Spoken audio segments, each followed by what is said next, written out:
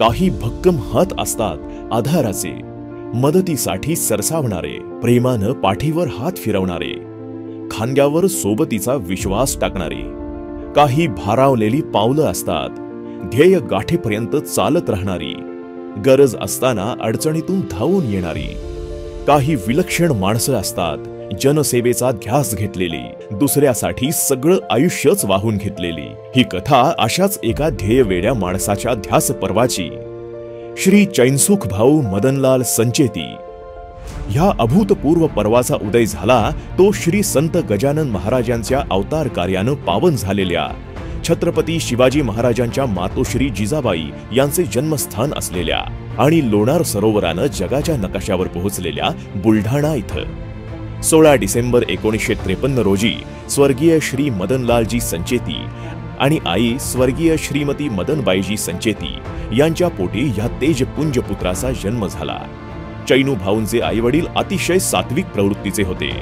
लहानपणापासूनच घरातून झालेले आईचे धार्मिक संस्कार, बुलढाण्याच्या मातीशी जुळलेली नाळ आणि राष्ट्रीय स्वयंसेवक संघाचे निष्ठावंत स्वयंसेवक म्हणून ख्याती असलेल्या वडिलांकडून जनसंघाचे संस्कार ह्यातून चैनू भाऊ घडत गेले.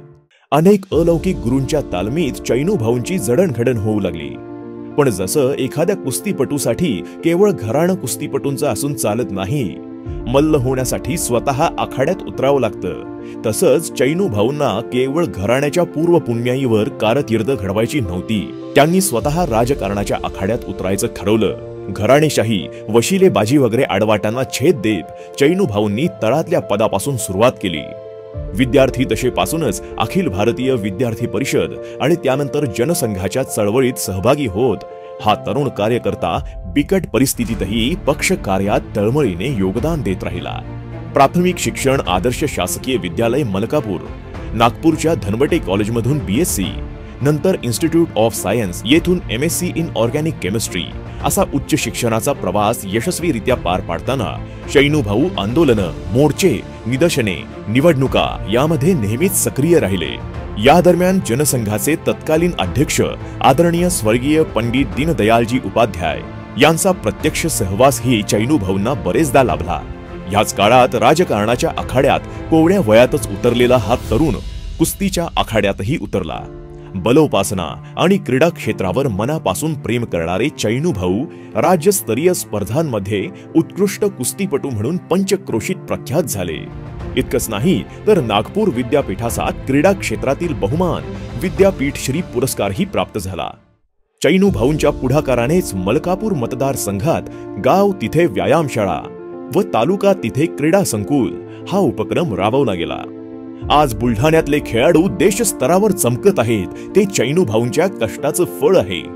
पक्ष नेतृत्व आणि ज्येष्ठ नेत्यांना दैवत मानून त्यांची सेवा चैनू भाऊ करतच होते.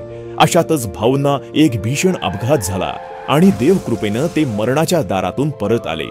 दुर्दैवानं त्यांच्या पत्नीचे कैलासवासी चंदनबाला ताईंचे या अपघातात निधन झाले. पण चैनू भाऊ खचले नाहीत. देवानं आपले प्राण समाजसेवेसाठी वाचवले असं जाणवल्यानं भाऊंनी आपले संपूर्ण आयुष्य समाजकार्यासाठी अर्पण करण्याचा संकल्प आणखी दृढ केला. ह्यात त्यांना आता साथ मिळाली ते त्यांच्या अर्धांगिनी सौभाग्यवती उज्ज्वलाताईंची. चैनू भाऊंच्या संघर्षात आणि यशातही त्यांचा मोलाचा वाटा आहे. बंधू श्री शक्तिकुमार संचेती आणि सर्व कुटुंबियांचा आधार आणि प्रेम ह्या जोरावर चैनू भाऊ निश्चिंतपणे लोकसेवा करत आहेत. समर्पण भावनेतून काम करणे ही चैनू भाऊंची कार्यशैली. प्रत्येक कार्यात पोटतिडकीने सेवा हाच धर्म हेच ब्रीद त्यांनी प्रत्यक्षात उतरवलं. चैनू भाऊ आमदार म्हणून सत्तेवर येण्यापूर्वी तत्कालीन सत्ताधारी पक्षाच्या निष्क्रियतेने राज्यातील इतर भागांच्या तुलनेत मलकापूर मागासलेले राहिले होते. पावसाळ्यात नद्यांना पूर आल्याने गावांचा संपर्क तुटत असे. रुग्ण आणि मृतदेह बैलगाडीच्या सहाय्याने बाहेर काढले जात होते. उन्हाळ्यात पिण्यासाठी किंवा सिंचनासाठी पाण्याचा थेंबही नव्हता. शेतकरी आत्महत्या शिखरावर होत्या. चैनू भाऊंनी लोकप्रतिनिधी म्हणून कारकीर्द सुरू केली आणि परिस्थितीच पालटून टाकली. नवल नाही की चैनसुख भाऊ संचेती हे शोषितांचा आवाज म्हणून मान्यता पावले. लोकप्रतिनिधी जनतेसाठी काय काय करू शकतो याचा आदर्शच त्यांनी जगासमोर ठेवला. श्री चैनूभाऊंच्या कार्याची व्याप्ती त्यांच्या कारकिर्दी इतकीच अफाट आणि व्यक्तिमत्वा इतकी विशाल आहे। मलकापूर शहराला पाणी पुरवठा करण्यासाठी सुजल निर्मल योजनेअंतर्गत धुपेश्वर पंपिंग स्टेशन ते पाणी पुरवठा केंद्रापर्यंत पंपिंग मशिनरी कामासाठी 12,91,13,400 कोटी रुपये मंजूर करून आणले आणि योजना पूर्ण केली। नांदुरा शहराला पाणी पुरवठा करणारी ज्ञानगंगा नदी ते नांदुरा पाणी पुरवठा केंद्र अशा करोडो रुपयांच्या योजना चैनूभाऊंनी मंजूर करून घेतल्या आणि राबवल्याही। मलकापूर व नांदुरा तालुक्यातील नद्यावरील पुलाच्या बांधकामासाठी 1890 कोटी 72 लक्ष रुपये मंजूर करून आणले आणि पूल पूर्णत्वास नेले। बुलढाणा जिल्ह्यातील नवसंजीवनी देणाऱ्या जिगाव प्रकल्पाला श्री चैनसुख भाऊंच्या पाठपुराव्यामुळे 13,874 कोटी रुपयांची प्रशासकीय मान्यता मिळाली। चैनूभाऊंच्या दूरदृष्टीचा परिणाम म्हणजे बंधाऱ्यांची निर्मिती। भाऊंनी असे तब्बल 2,500 जवळपास बंधारे बांधून गावांचा कायापालटच करून टाकला। चैनूभाऊंनी शेतकरी बांधवांचे हात बळकट करण्यासाठी योग्य हमीभाव योजना राबवलीच, पण अवकाळी व अतिवृष्टीच्या संकटात पदरमोड करूनही मदत केली। शेतकऱ्यांच्या विकासासाठी व शेतीतल्या अडीअडचणी जाणून त्या सोडवण्यासाठी उपाययोजना करण्याबाबत भाऊंनी वेळोवेळी विधानसभेत अनेक प्रश्न उपस्थित केले। ते तडीस लावण्यासाठी सरकारी दरबारीत आवाजही उचललेला आहे। मलकापूर शहरातील भव्य कृषी उत्पन्न बाजार समितीची निर्मिती, मलकापूर शहरातील नांदुरा नाता येथील पशु लघु चिकित्सालयाची इमारत हेही निर्माण केलं। पण मतदारसंघातल्या नागरिकांचा प्रमुख व्यवसाय हा फक्त शेती होता। संपूर्ण आयुष्यच शेतीवरती अवलंबून असल्यानं उत्पन्नाची, कमाईची, जगण्याची हमीच नव्हती।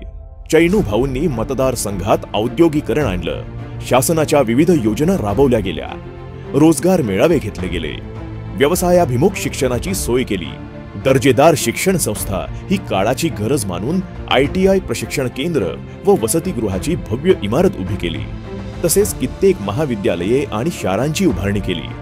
शिक्षणा इतकंच आरोग्यालाही महत्त्व देत चैनूभाऊंनी उपजिल्हा रुग्णालयाची निर्मिती केली। मतदारसंघातल्या गोरगरीब आणि वंचित रुग्णांना तब्बल 38 कोटी 40 लाख रुपयांची आर्थिक मदत सरकारच्या विविध योजनांच्या मार्फत चैनूभाऊंनी मदत मिळवून दिली।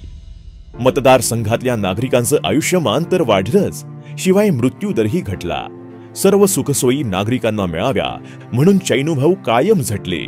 अगदी सण समारंभ साजरा करण्यासाठी गावोगावी सांस्कृतिक सभागृहांचे निर्माण करण्यापासून ते कित्येक गावात स्मशानभूमीही नव्हती तिथपर्यंत सोयी करून दिल्या।